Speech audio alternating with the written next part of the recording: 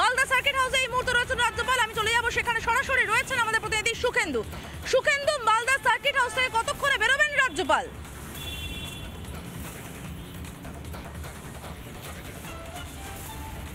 দেখো, মালদা স্টেশনে নেমে তিনি সাংবাদিক বৈঠকে যেটুকু জানালেন যে তিনি প্রথমে একেবারে সরাসরি আজকে যে পাল্লালপুরে যেখানে ক্যাম্প, যেখানে হিন্দুরা রয়েছেন, যেখানে যারা উদ্বাস্তু হয়ে রয়েছেন তাদের সঙ্গে দেখা করতে যাবেন, তাদের কথা শুনবেন। তার আগে এই মুহূর্তে মালদা সার্কিট হাউসে তিনি কিছুক্ষণ আগে, মিনিট পাঁচেক আগে তিনি মালদা সার্কিট হাউসে আসেন এবং মালদা সার্কিট হাউসে এসে গভর্নর এসছেন এবং এই মুহূর্তে তিনি একটু বিশ্রাম নিয়েই তিনি বেরিয়ে পড়বেন।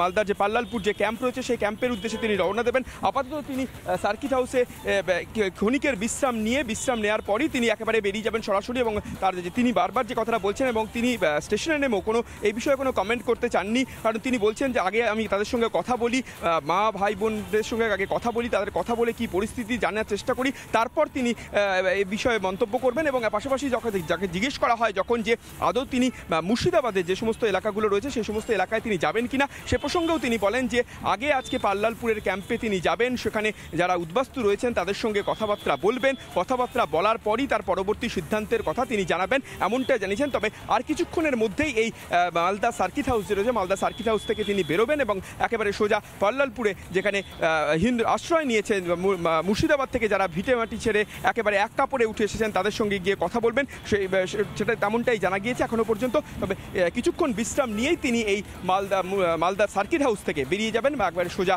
পাল্লালপুরের উদ্দেশ্যে। সমাদৃতা।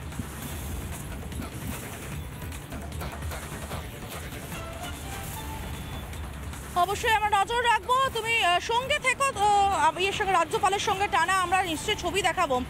রাজ্যপাল যখন আসেন এদিকে, যখন মালদা সার্কিট হাউসে এসেছেন, তারপর কি সরকারি কোনো প্রতিনিধি রাজ্যপালের সঙ্গে দেখা করার চেষ্টা করেছেন সুখেন্দু? এটা জানা অত্যন্ত জরুরি, কারণ আমরা জানি মমতা বন্দ্যোপাধ্যায় অনুরোধের আকারে কার্যত রাজ্যপালকে মালদা পাল্লালপুরে আসার জন্য বারণ করেছিলেন।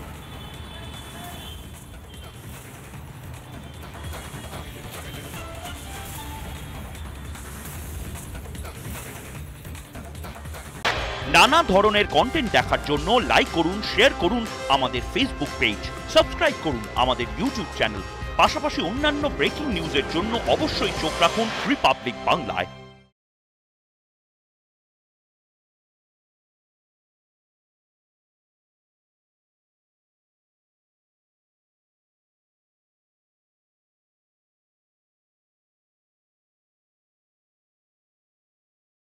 নানা ধরনের কন্টেন্ট দেখার জন্য লাইক করুন, শেয়ার করুন আমাদের ফেসবুক পেজ, সাবস্ক্রাইব করুন।